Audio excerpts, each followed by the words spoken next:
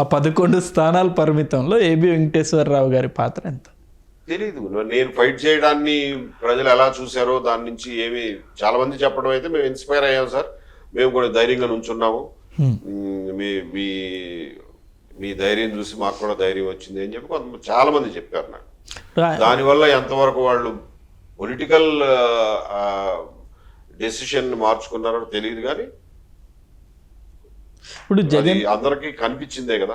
ఇప్పుడు జగన్ గారు చేసిన కొన్ని తప్పిదాల్లో అందులో లిస్ట్ మీది కూడా డెఫినెట్గా పేరు ఉంటుంది. ఏబి వెంకటేశ్వరరావు గారిని ఇబ్బందులు గురి చేయడం అంశం కూడా ప్రజల్లో అకారణంగా ఏమైనా కారణం ఉండి నన్ను ఇబ్బందులు గురి చేస్తే ప్రజలేమనుకోరు. కారణం చూపించగలగాలి, ఎస్టాబ్లిష్ చేయగలగాలిగా. ఆయన చేసిన దాంట్లో ఒక రీజన్ ఉంది, నేను ఏదో తప్పు చేశాను కాబట్టి నన్ను ఫిక్స్ చేశారు అని అనుకుంటే ప్రజలు నా మీద ఏం సానుభూతి చూపించరు. తప్పు చేశాడు అనుభవిస్తున్నాడు ఎలా అనుకుంటారు. అది లేకుండా చేశారు ఆయన, అందుకని కొంత రియాక్షన్ వచ్చి ఉండొచ్చు. మీరు కాబట్టి ఆ ఫైట్ చేశారు, వేరే వాళ్ళైతే ఫైట్ చేసి ఉండే వాళ్ళు కాకపోవచ్చేమో అనుకుంటున్నాను. అది ఎంత ఫైట్ చేశారో. మేము 5 సంవత్సరాలు జస్ట్ లాస్ట్ చివరి రోజు మీకు న్యాయం జరిగిందంటే it was bit dramatic actually ఆ రోజున అట్లా అవడం. అది ఇంకోటి సార్, ఇప్పుడు ప్రస్తుతం ఈ బ్యూరోక్రాట్స్ గతంలో జగన్ గారి హయాంలో పనిచేసిన ఐఏఎస్ ఐపీఎస్ అధికారులు అందరూ కూడా ఇప్పుడు జైలు బాట పడుతున్నారు, మనం రోజుగా చూస్తూ ఉన్నాం. సో వాళ్ళని కూడా అంత ఇన్వాల్వ్ చేశారా? ఖచ్చితంగా కొంతమంది బ్యూరోక్రాట్స్ ఇన్వాల్వ్ అయ్యారు, ఇండల్జ్ అయ్యారు, అందులో అనుమానం ఏమి లేదు. ఎవరు ఏం చేశారు అనేది ఇన్వెస్టిగేషన్లోనూ ఎంక్వైరీలోనూ తేలాల్సిందే. ఇప్పుడు జత్వాని గారి కేసులో ఐపీఎస్ అధికారులు, ఆ లిక్కర్ స్కామ్లోనూ లేకపోతే మరో స్కామ్లోనూ, ఇప్పుడు రఘురామ కృష్ణమరాజు గారి చిత్రహింసల కేసులోనూ ఐఏఎస్ అధికారులు ఐపీఎస్ అధికారులు, అంటే అంతగా సరెండర్ అయ్యారా జగన్ గారికి అంటున్నా? మీ ఎదురుగానే కనిపిస్తుందిగా. రఘురామకృష్ణరాజు ఆయన కాలు ఆయన ఎరగొట్టుకోలేదుగా, ఎవడో ఎరగొట్టాడు కదా. ఎరగొట్టినాడు ఎవడో గవర్నమెంట్ వాడే కదా. ఇలా ఎప్పుడు జరగలేదు కదా సిట్టింగ్ ఎంపీ కాళ్ళు ఎరగొట్టడం అనేది. ఇవన్నీ మీకు ఎదురుగా కనిపించేవేగా. ఏముంటుంది సార్ అంతగా సరెండర్ అవ్వడానికి? ఏ పాసిబిలిటీస్ ఏముంటాయి వాళ్ళు? తెలియదు నాకు, వాళ్ళ మైండ్లో ఏముందో నాకేం తెలుస్తుంది. దేనికి లొంగుతారు జనరల్గా బ్యూరోక్రాట్స్ అనేది? మీలాంటి వాళ్ళని చూస్తే మేము అసలు నిజాయితీ అవన్నీ గుర్తొస్తాయి మాకు. కొందరు ఇలాంటి వ్యక్తులు జస్ట్ ఇట్లా మిస్యూజ్ చేస్తే ఏ వ్యవస్థలో అయినా అందరూ ఉంటారండి, అన్ని రకాల వాళ్ళు ఉంటారు. అది ఓన్లీ పోలీస్ వ్యవస్థనే కాదు, అన్ని వ్యవస్థల్లోనూ అన్ని రకాల, మీడియాలోనూ ఉంటారు, పోలీసుల్లోనూ ఉంటారు, అదర్ గవర్నమెంట్ సర్వెంట్స్లోనూ ఉంటారు, రాజకీయ నాయకుల్లో ఉంటారు, మామూలు ప్రజల్లో ఉంటారు. మంచి చెడు ఉంటాయి, మంచిని మంచి చెడుని చెడు అనడమే మన విచక్షణకి సూచన.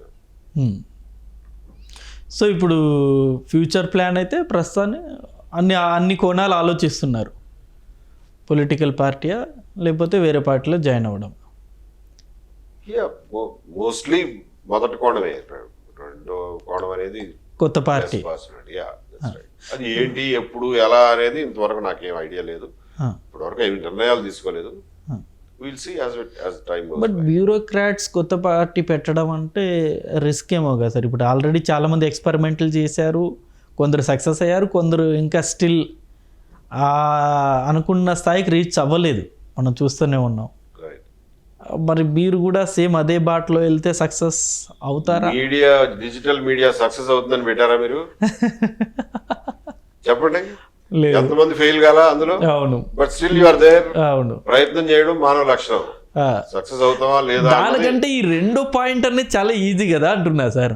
ఇప్పుడు ఏబి వెంకటేశ్వరరావు గారు టీడీపీ జనసేన బీజేపీలో జాయిన్ అయితే ఈజీగా ఎమ్మెల్యే టికెట్, ఎంపీ టికెట్ ఇలా ఇచ్చేస్తారు. అవునండి, మీ టాలెంట్కి మీరు పోయి ఏదన్నా డిజిటల్ వాళ్ళ దగ్గర పని చేసుకోవచ్చు కదా, మీరెందుకు పెట్టుకున్నారు? సో అట్లాగే ఎవరి చాయిస్ వాళ్ళకి ఉంటుంది. సో కొత్త పార్టీ అనేది ఆలోచన, అది కూడా జగన్ గారిని గద్దె భవిష్యత్తులో రాకుండా చేయడానికి అదొక ముఖ్యమైనటువంటి